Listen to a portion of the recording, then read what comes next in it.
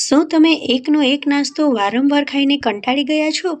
તો મગની દાળનો આ એકદમ પૌષ્ટિક અને એકદમ સ્વાદિષ્ટ નાસ્તો એકવાર જરૂરથી બનાવવા જેવો છે. આ નાસ્તો ખૂબ જ ઝડપથી બની અને તૈયાર થઈ જાય છે. બાળકોને તમે લંચ બોક્સમાં પણ આપી શકો છો. જો આ રેસીપી ગમે ને તો તમારા ફેમિલી અને ફ્રેન્ડ્સમાં આ રેસીપીને જરૂરથી શેર કરજો.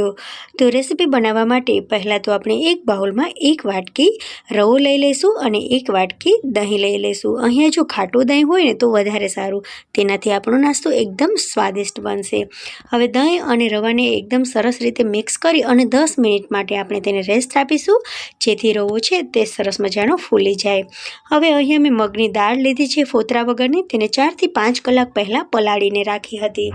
હવે તે સરસ મજાની ફૂલી ગઈ છે.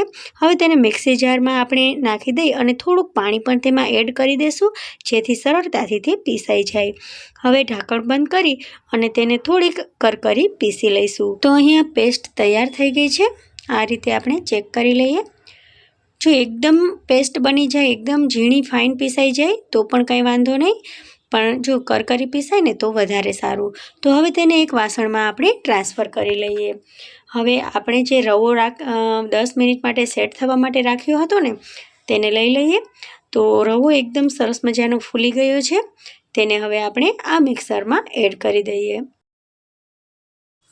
હવે સ્વાદ પ્રમાણે મીઠું નાખી દઈશું.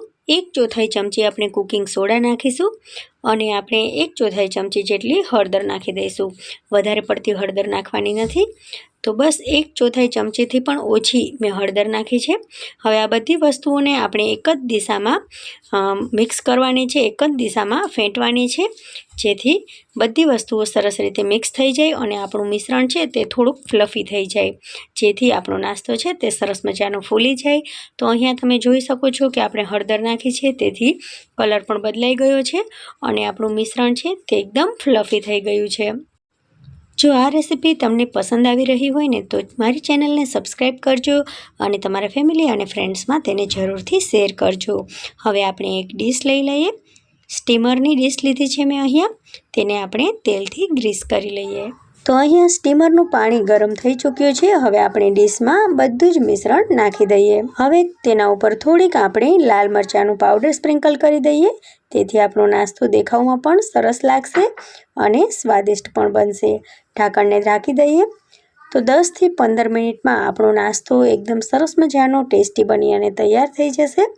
10 મિનિટ પછી આપણે ચેક કરી લઈએ કે નાસ્તો સરસનો પાકી ગયો છે કે નહીં. તો અહીંયા આપણે ચાકુની મદદથી ચેક કરવાનું છે. તો ચાકુ એકદમ ક્લીન કટ બહાર આવે છે, તો આપણો નાસ્તો એકદમ સરસ મજાનો ચડી ગયો છે. હવે આપણે ગેસને બંધ કરી અને ડીશને ઠંડી થવા માટે બહાર કાઢી લઈશું. જ્યાં સુધી નાસ્તો ઠંડો થાય ત્યાં સુધીમાં આપણે તેનો વઘાર કરવા માટે તેલ મૂકી દઈએ. તો તેલ ગરમ થઈ ગયું છે. અડધી ચમચી આપણે રાઈ નાખી દઈશું. રાઈ સરસ મજાની ફૂટી ગઈ છે, તો અડધી ચમચી જીરું નાખી દઈએ. થોડાક લીલા સમારેલા મરચાં નાખી દઈએ અને મીઠા લીમડાના થોડાક પાન નાખી દઈએ. સાથે સાથે 2 લાલ સૂકા મરચાં પણ નાખી દઈએ. તો આ બધી વસ્તુઓથી આપણો નાસ્તો એકદમ સરસ મજાનો સ્વાદિષ્ટ બનશે. થોડુંક ખાંડનું પાણી પણ નાખી દઈએ અને તેને સરસ રીતે ચલાવીએ આ રીતે, તેથી ખાંડ છે તે ઓગળી જાય. ગરમ પાણીમાં ખાંડ તરત જ ઓગળી જશે. હવે આપણો અહીંયા નાસ્તો એકદમ ઠંડો થઈ ગયો છે, તો તેને ચાકુની મદદથી કટ કરી લઈએ. તો આપણે જે પ્રકારના નાના કે મોટા પીસ જોઈતા હોય તે પ્રમાણે નાસ્તાને કટ કરવાનો. હવે વઘાર આપણે નાસ્તા ઉપર આ રીતે સ્પ્રિંકલ કરી દઈએ. તો એકદમ સરસ મજાનો સ્વાદિષ્ટ મગની દાળનો પ્રોટીનથી ભરપૂર નાસ્તો બની અને તૈયાર થઈ ગયો છે. આ નાસ્તો નાના મોટા સૌને પસંદ આવશે. જો તમને આ રેસીપી ગમે ને તો તમારા ફેમિલી અને ફ્રેન્ડ્સમાં શેર કરજો. મારી ચેનલને સબસ્ક્રાઈબ કરજો. Thank you for watching. મળીએ નવી રેસીપી સાથે. ત્યાં સુધી બાય, ટેક કેર, જય હિન્દ.